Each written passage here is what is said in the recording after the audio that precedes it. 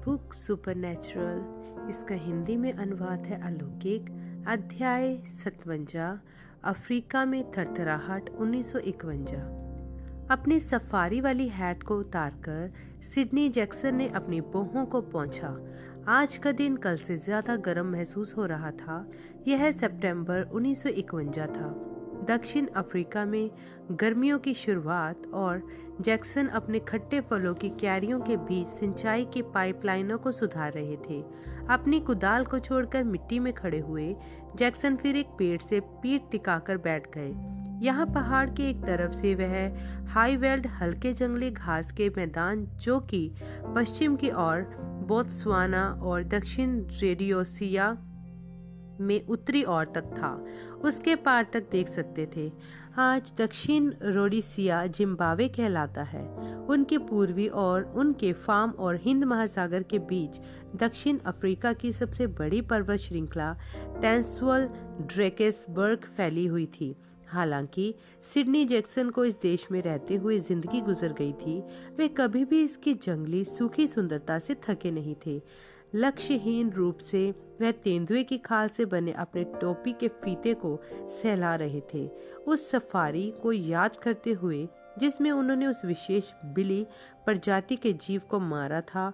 वह अभियान उनके ज्यादातर सफारियों से ज्यादा बड़ा था। जब से वह पशुओं के राजाओं के पीछे लगे थे, उन्होंने वहां स्थानीय गांव के लगभग सभी लोगों को झाड़ियों को पीटने और सिंहों को ऊंची घास में छिपने के स्थानों से निकालने के लिए किराए पर रख लिया था। उनके विचार स्वाभाविक रीति से अश्वेत त्वचा वाले स्थानीय लोगों की ओर चले गए, जिनमें से कई एक उनके दोस्त थे। वर्षों से वह ट्रांसवाल इलाके में खाली समय में अपना मिशनरी कार्य करते हुए यात्राएं करते रहे थे। इस समय तक वह अंग्रेजी, डच और अफ्रीकी के अलावा कई एक स्थानीय भाषाएं बोलने लगे थे। उन्हें झाड़ियों वाली भूमि से बहुत प्यार था और अफ्रीकी स्थानीय लोगों के लिए एक गहरा सम्मान जो वहां रहा करते थे। सिडनी जैक्सन ने आंखें बंद कर ली ताकि स्वयं अपने सुसमाचार फैलाने वाले मिशनरी कार्य के लिए प्रार्थना करें, जो वहां स्थानीय लोगों के बीच करते थे। जल्दी ही उनकी प्रार्थना ने बढ़कर दक्षिण अफ्रीका में चल रहे बाकी सारे मिशनरी कार्यों को भी शामिल कर लिया। जैसे जैसे वे प्रभु के आत्मा में गहराई तक उतरते जा रहे थे, उन्होंने अचानक से स्वयं को यह बोलते हुए सुना, विलियम मेरियन ब्रनम। इसने उन्हें आश्चर्य में डाल दिया। हालांकि वे विलियम ब्रनम के विषय में पढ़ चुके थे, वह अमेरिकी सुसमाचार प्रचारक उनके दिमाग में उस समय नहीं थे। और यह मेरियन ब्रनम कौन है? वह यह सोच रहे थे कि मैरियन विलियम ब्रनम की पत्नी है। यदि ऐसा है, जो विलियम और मैरियन ब्रनम का दक्षिण अफ्रीका के मिशनरियों से क्या लेना देना है? जैक्सन समझ गए कि खुदा उन्हें कुछ बताने का प्रयास कर रहे हैं, लेकिन उस वक्त वह समझ नहीं पा रहे थे कि वह क्या है। उसी रात को उन्होंने स्वप्न में देखा कि विलियम ब्रैनम स्टेडियम में एक सीट पर बैठकर सिगरेट पी रहे हैं, जिसने जैक्सन को परेशान कर दिया। विलियम ब्रैनम की संसार भर में एक खुदा के जन के रूप में एक इज्जत थी। उन्होंने ऐसा सपना क्यों देखा था जिसमें ऐसा खुदा का जन सिगरेट पीने जैसा स्वास्थ्य को खराब करने वाला अपवित्र कार्य कर रहे हैं? खुदा उन्हें क्या बताने की चेष्टा कर रहे थे? इस स्वप्न के कुछ सप्ताह पश्चात सिडनी जैक्सन अखबार में यह खबर पढ़कर आश्चर्यचकित रह गए कि विलियम ब्रैनम अक्टूबर में दक्षिण अफ्रीका आने वाले हैं।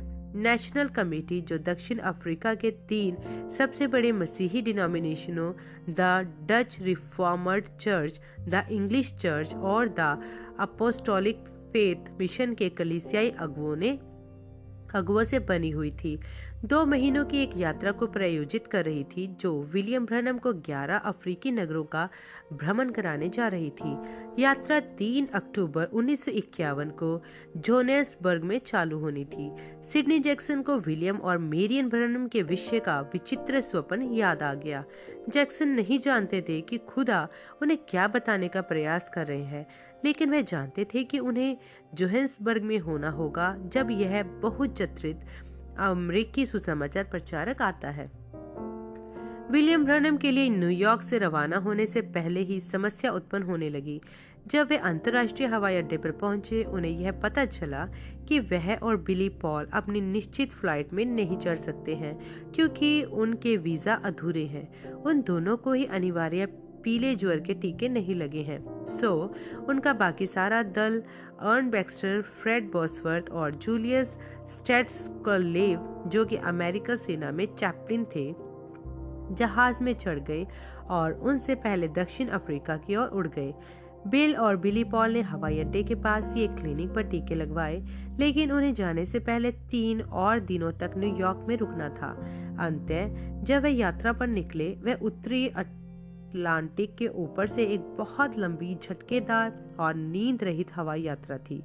बिल का जहाज 6 अक्टूबर 1951 को शाम 6:30 बजे जोहान्सबर्ग के ऊपर चक्कर लगाने लगा, लेकिन घने कोहरे और यांत्रिकी खराबी होने के कारण 9 बजे से पहले नहीं उतर सका। अर्न बैक्स्टर आगमन द्वारा बिल का इंतजार कर रहे थे। बैक्स्टर के साथ ही रेवरेंड ए.जे. स्कूमैन खड़े थे, जो कि उस नेशनल कमेटी के अध्यक्ष थे जिसने दक्षिण अफ्रीका में बिल की यात्रा को मंजूरी दी थी। सरकार के द्वारा पहले से ही किए गए इंतजामों के कारण बिल को फौरन ही कस्टम पर लगी लाइन में सबसे आगे ले जाया गया। दुर्भाग्यवश उनका वीजा अभी भी मान्य नहीं था, क्योंकि उस देश में प्रवेश करने से पहले उनको लगे पीले ज्वर के टीके के लिए 12 दिनों का रोगोद्भवन काल का बीतना जरूरी था। रेवरेंड स्कूमैन ने अधिकारियों से मिन्नत की कि इसे एक अपवाद परिस्थिति से समझा जाए, यह समझाते हुए कि ठीक उसी समय हजारों लोग इस आदमी को बोलते हुए सुनने के लिए इंतजार में हैं। आखिरकार दक्षिण अफ्रीकी मेडिकल एसोसिएशन ने बिल को नगर में प्रवेश करने की अनुमति दे दी, लेकिन उन्होंने उन्हें अगले 10 दिनों तक दक्षिण अफ्रीका में कहीं भी और जाने की अनुमति नहीं दी। जब वे हवाई अड्डे से निकले, अर्न बैक्स्टर ने बिल को बताया कि इन बीते 3 दिनों के दौरान क्या क्या हुआ था। जब बैक्स्टर दक्षिण अफ्रीका में उतरे थे, उन्होंने पाया कि सैकड़ों लोग हवाई अड्डे पर बिल से मुलाकात करने के लिए इंतजार कर रहे थे। जाहिर सी बात है कि जब उन्हें पता चला कि बिल को न्यूयॉर्क में विलंब हो गया है, वे हताश हुए थे। कुछ भी और नहीं किया जा सकता था सिवाय इसके कि उनके बगैर ही आगे बढ़ा जाए। सो बैक्स्टर और बॉसवर्थ ने उस नगर की सबसे विशाल चर्च की इमारत में एक सभा की। उनमें तो उन लोगों का जो आए थे केवल एक छोटा सा हिस्सा ही समायोजित हो सका था। सो अगले दिन उन्होंने मैरानेथा पार्क टैबरनेकल में, जो नगर की सीमा से लगभग 20 मील दूर स्थित था, सभाओं को स्थानांतरित कर दिया। अर्न बैक्स्टर ने कहा, भीड़ में लोगों की औसत संख्या 10,000 प्रति संध्या से ऊपर ही रही है। भाई बॉसवर्थ और मैं बारी बारी प्रचार कर रहे थे, चंगाई के लिए खुदा के वायदे में विश्वास की नींव रख रहे थे। लोग बहुत ग्रहणशील हैं और मैं सोचता हूँ कि उनका विश्वास परिपक्व है। आज रात हम वहाँ तब पहुँच पाएंगे जब सभा समाप्त होने वाली होगी, लेकिन कम से कम आप लोगों से मिल लेंगे और कल की तैयारी हेतु उनसे कुछ शब्द बोल सकेंगे। यह तो बढ़िया लगता है, बिल थकावट के साथ बोले। वे पर्याप्त अच्छी तरह से प्रज्वलित सड़कों पर इमारतों को ध्यान से देख रहे थे। मुझे अंदाजा नहीं था कि डरबन इतना आधुनिक शहर है। मैंने तो सोचा था कि यह थोड़ा पिछड़े किस्म का शहर होगा। ओ भाई ब्रनम, आप गलत समझ रहे हैं। रेवरेंड स्कूमैन ने कहा, यह डरबन नहीं है, यह जोहान्सबर्ग है। यह दक्षिणी रोडेसिया नहीं है क्या? बिल ने पूछा। नहीं, यह तो दक्षिण अफ्रीका है, श्रीमान स्कूमैन ने उत्तर दिया। अच्छा, दक्षिण अफ्रीका के किस हिस्से में दक्षिण रोडेसिया है? भाई ब्रनम, दक्षिण अफ्रीका में कोई दक्षिणी रोडेसिया नहीं है। मैं कुछ भ्रमित हो गया हूँ। मैंने अपनी पत्नी से कहा था कि मुझे पत्र लिखना डरबन दक्षिणी रोडेसिया दक्षिण अफ्रीका में। रेवरेंड स्कूमैन हंसते हुए बोले, भाई ब्रनम, कैसा रहेगा एक पत्र लिखना न्यूयॉर्क सिटी कनाडा के पते पर? कनाडा में कोई न्यूयॉर्क सिटी नहीं है। रोडेसिया दक्षिण अफ्रीका से भिन्न एक देश है। तो फिर डरबन कहाँ है? वह पूर्वी तट पर यहाँ से दक्षिण पूर्व में 450 किलोमीटर की दूरी पर स्थित है। ये कितने मील बनेगा? लगभग 300 मील। अच्छा, डरबन वह जगह है जहाँ प्रभु चाहते हैं कि मैं जाऊँ। हम वहाँ पर कब जाएंगे? स्कूमैन बेचैन से दिखने लगे। ओ, आप वहाँ जाएंगे? उसने टालते हुए कहा, उसके बारे में चिंता न करें। फिर उसने विषय ही बदल दिया। मैरानेथा पार्क टैबर्निकल एक ऑडिटोरियम तो नहीं था, असल में तो वहाँ एक विशाल खुली दीवारों वाली जगह थी जिस पर कलई चढ़ी हुई थी। छत थी जो कभी जोहान्सबर्ग रेलवे स्टेशन पर हुआ करती थी और स्टील के बने हुए ढांचे पर वहाँ टिकाई गई थी। अपोस्टोलिक फेथ मिशन ने, जो कि दक्षिण अफ्रीका में सबसे बड़ी पेंटिकॉस्टल डिनोमिनेशन थी, इस पार्क को महासागर के लिए खरीद लिया था। अब टैबर्निकल के अंदर 15,000 लोगों का एक हिस्सा ही था जो वहां जमा हुए थे। विलियम ब्रेनम समूह नेशनल कमेटी के साथ, जिसकी जिम्मेदारी अफ्रीका में सभाएं प्रबंध करने की थी, पहली कतार LW Player, FF Bosworth, AJ Schoeman, William Branham, WF Mullan और WJ ऑन बैक्स्टर।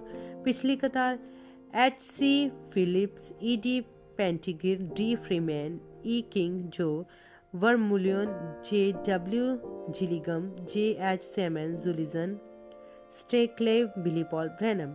इस भीड़ की राष्ट्रीयता बिल को चकराहट दे रही थी, क्योंकि वह सभी तो गोरे रंग के यूरोपवासी मालूम पड़ रहे थे। क्या यह सब अफ्रीकी हैं? उन्होंने पूछा। मैं तो सोचता था कि अफ्रीकी तो अश्वेत होते हैं। हाँ, यह अफ्रीकी हैं, स्कूमैन ने समझाया। ठीक जिस तरह से मैं भी एक अफ्रीकी हूँ। हॉलैंड वासी, फ्रांसीसी और अंग्रेज लोगों ने दक्षिण अफ्रीका में अपनी कॉलोनियां स्थापित की थी। सब मिलाकर दक्षिण अफ्रीका में लगभग 30 लाख लोग हैं जो यूरोप वंशी हैं और अगले 1 करोड़ लोग हैं जो यूरोप वंशी नहीं हैं। लेकिन भारतीय अप्रवासियों की एक बड़ी जनसंख्या है। हमारे देश में तो अलगाववाद पाया जाता है, इसलिए आपकी ज्यादातर सभाओं में यह दोनों समूह एक साथ मिश्रित नहीं होंगे। लेकिन हमने आपकी कुछ सभाओं को यहाँ के स्थानीय लोगों के साथ भी रखा है, सो आपको उन्हें प्रचार करने का भी मौका मिलेगा। लोग उत्तेजनावश द्रवित हो उठे जब उन्हें पता चला कि अमेरिकी सुसमाचार प्रचारक आ गए हैं। बिल मंच पर आ गए और उस विशाल भीड़ की ओर निगाह दौड़ाई। शुभ संध्या मित्रों, उन्होंने माइक पर बोला। रेवरेंड स्कूमैन ने प्रत्येक वाक्य को अफ्रीकी भाषा में अनुवाद किया, जो कि दक्षिणी अफ्रीका गणराज्य की आधिकारिक भाषा थी। बिल को बोलते हुए अभी 5 मिनट ही हुए थे जबकि उन्होंने देखा एक नीले रंग की बस परछाइयों में से निकलकर बाहर आई और हवा में उड़ती हुई दर्शकों के ऊपर से आगे बढ़ती चली गई। वह बस मंच के पर्याप्त करीब से होकर गुजरी कि वह इस नाम डरबन को उसके सामने की विंडशील्ड के ऊपर गंतव्य वाले स्थान पर लिखा हुआ देख सके। बिल वह उनकी निगाह की सीमा से बाहर चली गई। वह बोलते रहे और दर्शकों को अपनी इस यात्रा के बारे में बताते रहे। सो आप देखें मित्रों, आज रात को मैं वाकई में थका हुआ हूँ, उड़ान के कारण पूरी तरह टूटा हुआ हूँ। कुछ मिनटों के पश्चात उन्हें वही नीली बस हवा में होकर गुजरती हुई इमारत के पीछे की ओर से आकर फिर दिखने लगी। जब वह ऑडिटोरियम के बीचों बीच पहुंची तो रुक गई। एक किशोर आयु का लड़का विसाखियों के सहारे बस में चढ़ा। बिल साफ तौर से देख पा रहे थे कि लड़के का एक पैर दूसरे की अपेक्षा कम से कम 6 इंच छोटा था। बस अपनी यात्रा पर फिर निकल पड़ी। उसके पहिए जमीन से बस कुछ ही फीट ऊपर चल रहे थे। वह फिर से रुक गई उस मंच के पास जहां से बिल बोल रहे थे। दरवाजा खुला और वही लड़का इस बार बगैर विसाखियों के बाहर निकल कर आया। वह लोगों के ऊपर चलता चला गया जब तक टैबर्निकल के पिछले हिस्से के रास्ते में आधी दूरी तक ना पहुंच गया। फिर वह रोशनी के एक झमाके में गायब हो गया। ठीक उस रोशनी के बीच नीचे वही लड़का वास्तविकता में बैठा हुआ था। उस युवक की ओर इंगित करते हुए बिल ने कहा, तुम वहां पीछे वह लड़का जो सफेद कमीज और काले सस्पेंडर पहने हुए है, क्या तुम डरबन से ही नहीं आए हो? बिल सुनिश्चित नहीं थे कि वह लड़का अंग्रेजी समझेगा कि नहीं, लेकिन वह समझ गया क्योंकि उसने चिल्लाकर उत्तर दिया, हाँ, मैं डरबन से ही आया हूँ। तुम अपाहिज हो, है कि नहीं? तुम्हारा एक पैर दूसरे पैर से छोटा है और तुम्हें विसाखियों के सहारे चलना पड़ता है। यह बिल्कुल सही बात है, वह लड़का चिल्लाया। वह अब नहीं है, बिल ने कहा, तुम चंगे हो चुके हो। यीशु मसीह ने तुम्हें चंगा कर दिया है। अचंभे की एक उत्तेजना लहर दर्शकों में से होकर गुजरती चली गई, लेकिन कुछ भी ठीक उसी समय नहीं हुआ। वह लड़का इस कदर बंधा हुआ था कि वह अपने पैरों को जांच ही न सका। कई सारे आदमियों ने उसे उठाया और भीड़ में होते हुए आगे ले आए और उसे ऊंचे पर उठाकर बनाए हुए मंच पर लाकर खड़ा कर दिया, जहां हर कोई उसे देख सकता था। जब आदमियों ने उसे छोड़ा, उस लड़के को ठंडा पसीना छूट पड़ा। बड़े संभल कर उसने अपने खराब पैर पर स्वयं को परखते हुए एक कदम बढ़ाया। वह स्थिर रहा। उसका अगला कदम और भरोसे के साथ था और जल्दी ही वह पूरे मंच पर एक किनारे से दूसरे किनारे तक लंगड़ेपन के एक हल्के से भी असर के बगैर पैर पटक पटक कर चल रहा था। जबकि दर्शक प्रभु यीशु की तारीफ कर रहे थे, जूलियस स्टेटस्क्लेव ने लड़के की कहानी पता कर ली। उसका नाम था अर्नोस्ट ब्लाम, जो कि 10 बच्चों में सबसे छोटा था। वह पैदाइशी अपाहिज था और विशेषज्ञों की देखभाल में 4 वर्ष की उम्र से ही रहा था। 2 साल से वह लोहे की वैसाखियां पहन रहा था, जिससे कोई भी लाभ हुआ प्रतीत नहीं होता था। बाद में विशेषज्ञ ने एक ऑपरेशन की सलाह दी थी, पर चूंकि सफलता की कोई गारंटी नहीं थी, परिवार ने इनकार कर दिया था। जब अर्नस्ट ने सुना कि विलियम ब्रनम दक्षिण अफ्रीका में होंगे, तो वह सुसमाचार प्रचारक के डरबन पहुंचने का इंतजार कर सका। उसने अपने परिवार को मना लिया कि उसे जोहान्सबर्ग ले चले। अर्नोस्ट ने कहा कि जब विलियम ब्रनम ने उससे बोला तो एक बड़ी ही विचित्र अनुभूति हुई, कुछ ऐसी जैसे कि ठंडा पानी उसके जिस्म से होकर बह गया हो। वह तभी जान गया था कि वह चंगा हो गया है। इस दौरान बिल दर्शकों को विश्वास करने की चुनौती दे रहे थे। क्या आपने देखा कि यीशु मसीह में विश्वास क्या कर सकता है? अब मैं डॉक्टरों के विरोध में नहीं हूँ, मैं डॉक्टरों का पक्षधर हूँ। खुदा उन्हें आशीष दे। डॉक्टर तो आपकी मदद के लिए होते हैं, लेकिन डॉक्टर आपको चंगा करने का दावा नहीं करते। वे तो बस सृष्टि की सहायता करने का ही दावा करते हैं। खुदा ही असली चंगा करता है। यदि आपकी बांह टूट जाए तो एक डॉक्टर उसे वापस स्थापित कर सकता है, लेकिन वह कौन है जो हड्डियों को भी बढ़ाकर आपस में इकट्ठा कर देगा? यदि आप अपने हाथ को काट दें तो एक डॉक्टर उसे फिर से सिल सकता है, लेकिन खुदा ही है जो उस पर मिलाकर खाल को उपजा सकते हैं। और जब डॉक्टर वह सभी कुछ कर चुका होता है जो वह आपके लिए कर सकता था, तब फिर यह समय होता है कि आप विश्वास में होकर प्रभु यीशु मसीह को देखें। जब वह बोल ही रहे थे, उन्होंने लोगों के सिरों के ऊपर हवा में हरे रंग की एक कार को बहुत तेजी से दौड़ते हुए देखा। एक मोड़ पर वह बहुत तेजी से मुड़ते हुए कार का नियंत्रण बिगड़ गया और वह घूमते हुए पीछे की ओर से एक पेड़ से जा टकराई। एक एम्बुलेंस वहां आई और एक बचाव दल ने मलबे में से एक सुनहरे बालों वाली एक युवती को निकाला। बिल ने उनमें से एक बचाव कर्मी को यह बोलते हुए सुना कि उस लड़की की रीढ़ की हड्डी कई जगह से टूट गई है। जब दर्शन समाप्त हुआ, उन्होंने भीड़ पर निगाह दौड़ाई उस लड़की की खोज में, लेकिन वह उन्हें दिखाई नहीं दी। तब फिर आकाशतून उनके ठीक सामने आकर चमका और बस कुछ ही फीट की दूरी पर हवा में ठहर गया। बिल मंच के किनारे तक चलकर गए और नीचे देखा। वहां वह पीठ के बल लेटी हुई थी।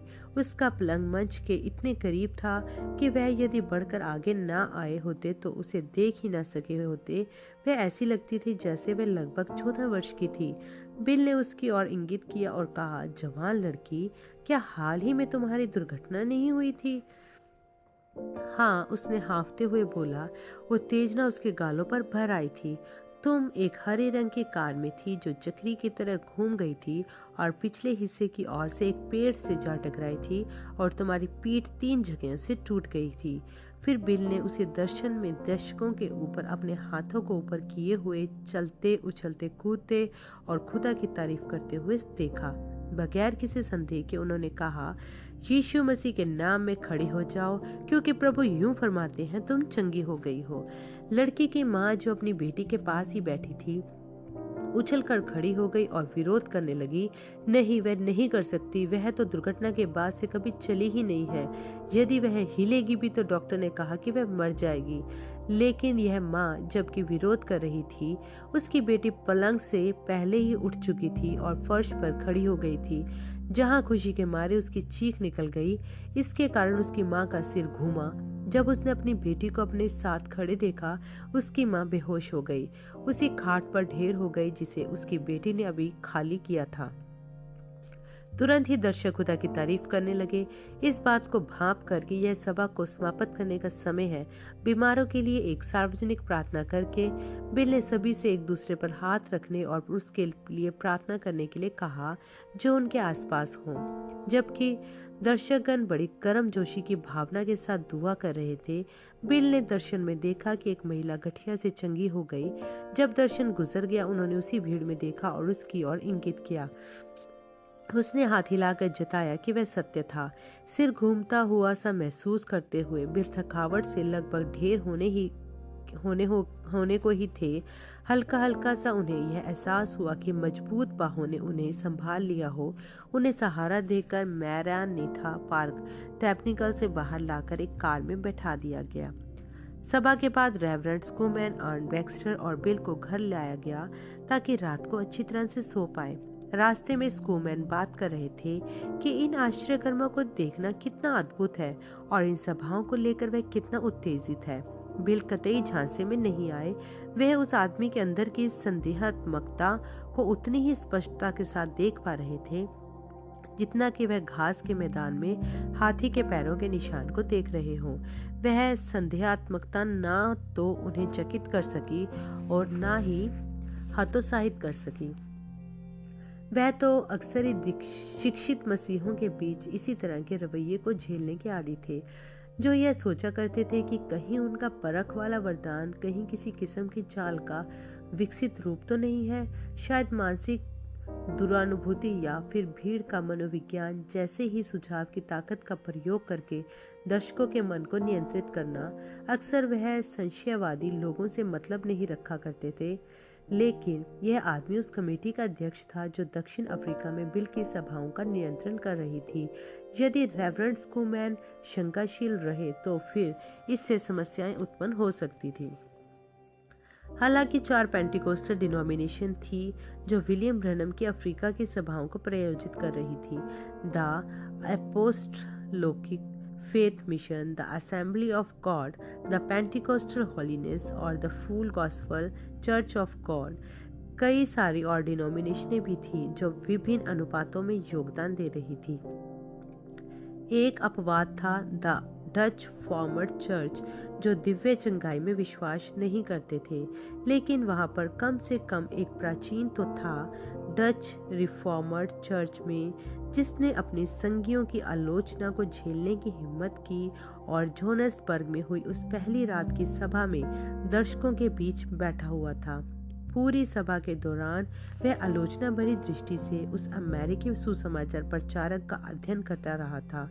जब उसने विलियम ब्रैनम के परख वाले वरदान को पूर्णतः अजनबियों तक की समस्याओं का खुलासा करते हुए देखा, तो वह पूरी तरह से सुनिश्चित हो गया था कि यह खुदा का अलौकिक काम था।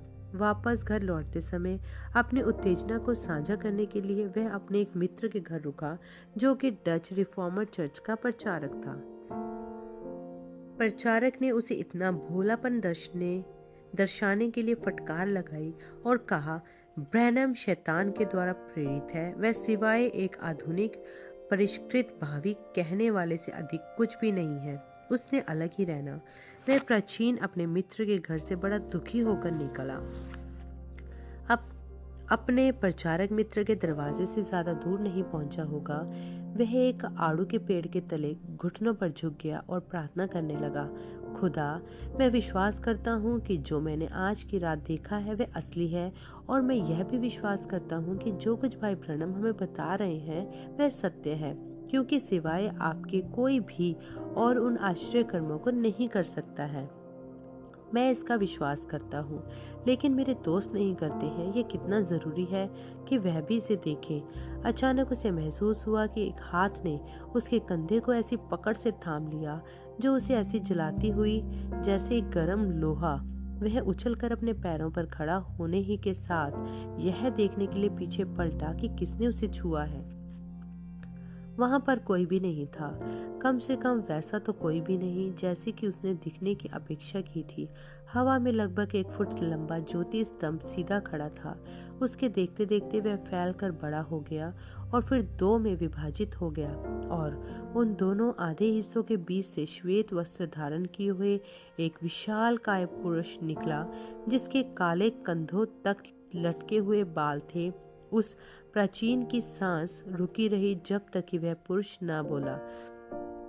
जाओ, श्वेत वस्त्र धारण किए हुए पुरुष ने कहा, अपने दोस्त को जाकर बता दो कि उस आदमी की बुराई ना करे, क्योंकि यह घड़ी तुम्हारे लिए एक मुलाकात की है। तब फिर वह अंगरखा पहने हुए जो पुरुष था उस ज्योति के साथ गायब हो गया। वापस अपने दोस्त के घर भागते हुए पहुंचकर वह प्राचीन दरवाजे से एक झटके से यह चिल्लाते हुए अंदर घुस गया, मैंने अभी अभी एक फरिश्ते को देखा। वह बार मुझसे मिला और मुझको तुमको आकर यह बताने के लिए कहा कि यह तुमसे आकर भेंट करने की घड़ी है। उसने अपना हाथ मेरी पीठ पर रखा और इसने मुझे जला दिया। जाहिर सी बात है कि वह प्रचारक संदेहात्मक था, लेकिन जब उसने अपने दोस्त की पीठ को देखा, वह एक आदमी के हाथ के आकार की छाप को वहां देखकर चौंक गया, जो ऐसी बनी थी जैसे कि सफेद कपड़ा जल गया हो। इसने उसे विश्वास दिला दिया। अगली सुबह तीनों अमेरिकियों ने अपने मेजबान से उसके भोजन के कक्ष में मुलाकात की। शुभ प्रभात भाई स्कूमैन, बिल ने सुबह के नाश्ते हेतु मेज पर बैठते हुए आनंद भरे स्वर में बोला। यह वाकई में बड़ा अच्छा मौसम है जो हमें मिल रहा है। श्रीमान स्कूमैन एक ऊंचे कद वाले पतले आदमी थे, जिनका माथे के ऊपर का हिस्सा गंजा था और स्लेटी मूंछ थी, और उनके चश्मे का फ्रेम मोटी प्लास्टिक का था। उन्होंने अपने नैपकिन को गोद में लगाया और बोला, हाँ, यह अच्छा मौसम है। याद है ना कि यह हमारी गर्मियों की शुरुआत है। हमारी ऋतुएं आपसे ठीक विपरीत होती हैं। उस संदेह को भांपकर जो अभी भी स्कूमैन के विचारों को व्यथित कर रहा था, बिल ने चुपचाप प्रार्थना की, प्रभु, यदि आप बस मेरी मदद कर दें कि मैं इसे थोड़ा सा ही हिला दूं और भरोसा दिला दूं, इससे मदद होगी, क्योंकि यह उस कमेटी का अध्यक्ष है जो मुझे यहाँ प्रयोजित कर रही है। उन्होंने भोजन शुरू किया और थोड़ी थोड़ी बातचीत की, जब तक कि बिल को पवित्र आत्मा का अभिषेक महसूस न होने लगा। जल्दी ही एक दर्शन खुल गया, जैसे कि एक छोटे से आकार का नाटक देख रहे हों। उन्होंने श्रीमान स्कूमैन को देखा और एक छोटी लड़की को, जो डॉक्टर के सामने बैठे हैं और डॉक्टर की बातों को सुन रही हैं। दीवार पर पीछे एक बड़ा सा कैलेंडर टंगा हुआ था, जिसकी तारीख थी अप्रैल 1951। भाई स्कूमैन, आपकी छोटी सी बच्ची है जिसका नाम है एंड्रिया, है कि नहीं? श्रीमान स्कूमैन ने आश्चर्य के मारे काटा फॉग ही छोड़ दिया। वह उनके प्लेट से एक टंकार के साथ टकराया और फिर फर्श पर गिर गया। हाँ भाई ब्रनम, आपको कैसे पता? लगभग 6 महीने पहले आप उसे लगभग खो ही बैठे थे, है कि नहीं? उसके गले में कुछ समस्या थी। उन्होंने उसका ऑपरेशन किया और उसके टॉन्सिलों को निकाल दिया, लेकिन यह कुछ खास सफल नहीं हुआ था। तभी से उसे निकलने में बहुत कठिनाई होती है कि नहीं? भाई ब्रनम, यह सटीकता से सही है। क्या प्रभु ने आपको उसके भविष्य के संबंध में कुछ दिखाया है? हाँ, उसके लिए चिंता मत करो, वह ठीक हो जाएगी। स्कूमैन की कुर्सी फर्श पर किचकिच की आवाज के साथ फर्श से रगड़ी जब वह मेज के नीचे अपना फोक उठाने के लिए झुके। फिर उन्होंने कहा, भाई ब्रनम, मेरे पास बताने के लिए एक अंगीकार है।